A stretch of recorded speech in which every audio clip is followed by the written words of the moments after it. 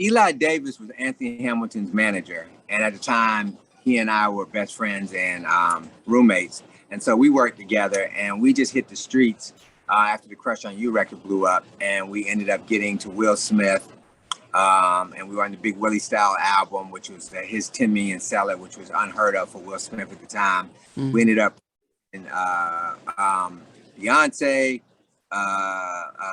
Mace, Notorious B.I.G, Boyz II Men, Anthony Hamilton. We were just producing everybody. Then I got to Michael Jackson and produced a record for him. So everything at that time, we were figuring out 6 degrees of separation.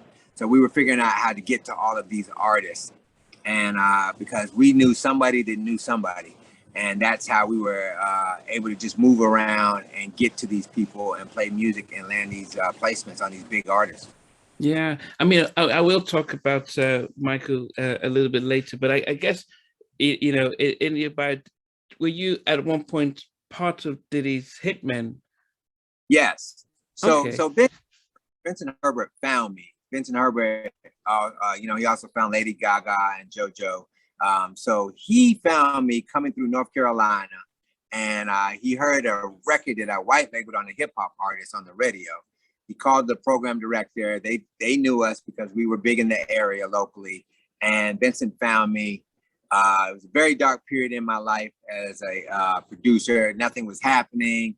You know, things had died down. And Vincent scooped me up, took me to New York City. And the very next day, we were in front of Sylvia Rome. And she wants to sign this hip hop artist that I was producing that I found. So Vincent found me, showed me how, even further, how to produce. More than anything, how to do artist development is something I very much learned from Vincent as well.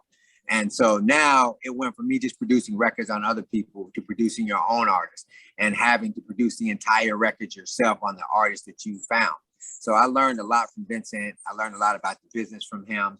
And then later on, I ended up signing with Puffy as one of his, Diddy as one of his hitman producers.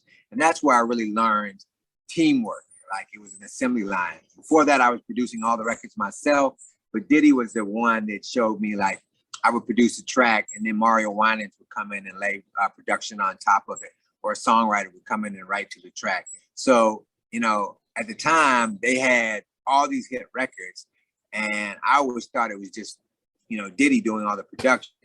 Everything happened. And later on, I found that it was like a team effort of like 6 or 7 people working on those records. And that's why they were so great, because of all of those creative minds working on one record. Is you know, it's just amazing what you can do when you have a team of creative people working together. But how was that like, going from being the sole cook in the kitchen to being part of a kitchen of other cooks, adding your stuff in there and letting go of that control?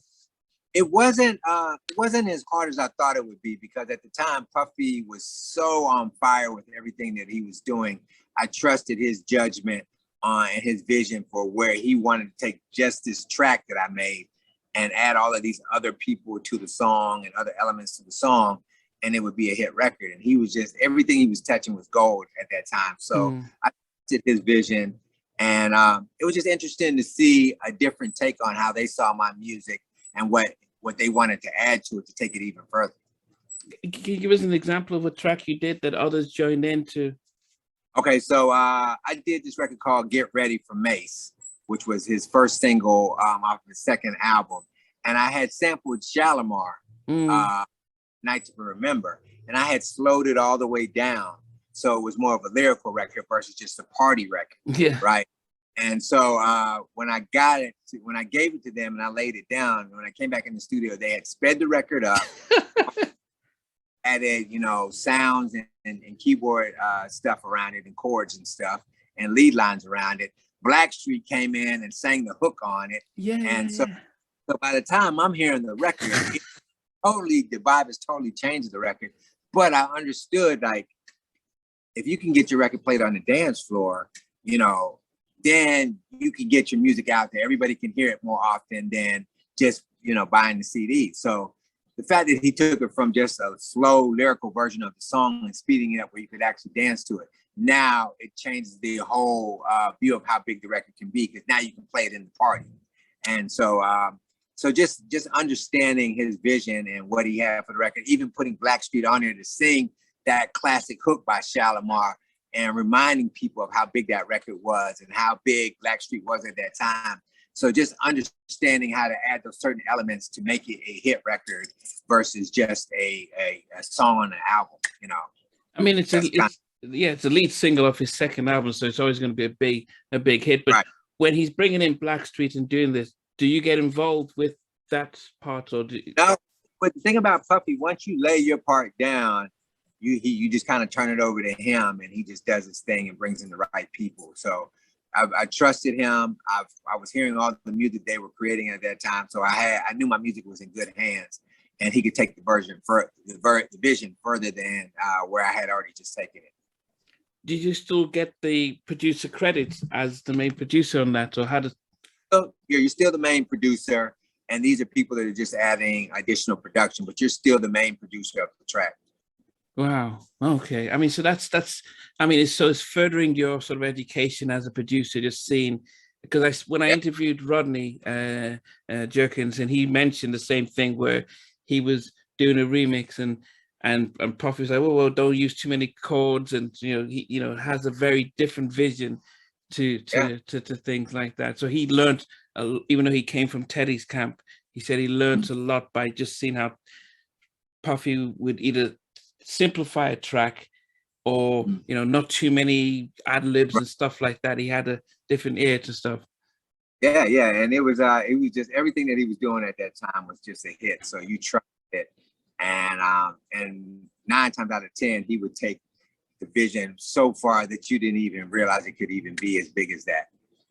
So in the midst of that, so as I said, when we look at Diddy from, he had his labels, he had his groups, and stuff. And you're part of the Hitmen. I'm sure Stevie J still there as well. And yeah. But at the time, a lot of the Hitmen had kind of like peaked, and it was more of Mario Winans. We were deemed the guys that were going to come in and save the Hitmen production team and just be able to take it into the next phase of where it was supposed to go. But unfortunately, Puffy had his legal issues with the New York shooting in the club and J-Lo. J-Lo, yeah. He wasn't at the studio or as focused on the production company as he had past. And so my time there wasn't as long as I'd liked it to be. And I kind of broke out because when he's not there, I wasn't always the type of person to just hang around the studio if he wasn't there. I was there to build a relationship with him and learn from him. And when he's not there, there's nothing that I was gaining out of the experience there. So eventually I ended up moving on. So, but even though he's not there, I mean, are the records not coming in? Because he had a label. He had 112. He had Total. He had all this. All of them were there, but Puffy was more the visionary for all of that. So things started to slow down, where they were doing remixes on every single artist that was out there. That had slowed down, so they weren't doing remixes as much anymore either. And that was really the main reason I got over there, is like I wanted my production to be a part of them always doing remixes on all these other artists, because then it puts you in a relationship with those artists outside of Bad Boy. And so Bad Boy, they would put out maybe 2 or 3 artists a year, whereas if you're remixing for Bad Boy, the Bad Boy remixes, they're remixing every single artist in the industry. So now you're building a relationship with them that extends outside of Bad Boy, so you can work with those artists in the future. And that wasn't happening. So, that's kind of why I left. Okay, yeah, because I guess some of us, because he was the face of everything, and you don't realize how much of the engine he was. I just assumed that he maybe other people were doing stuff, and he just sort of puts his little Diddy stamp on it, but he was getting into business and everything. Yeah, even his whole thing was like he would come in the studio and tell you what he wants, and then he would leave, but then he would come back. He was just always fine-tuning it as you're building the record, and he just wasn't around like that towards the end of my period there. Yeah. Hey everyone, I want to thank you for being part of Halftime Chats. This new update is really about our membership, and I'm really excited to be able to fully launch the membership page. There will be things like full interviews from day one, as soon as the interview drops, you get access to it without any ads on it. There'll be some exclusive member-only videos that will just be some behind-the-scenes stuff and some other things that we will never be broadcast.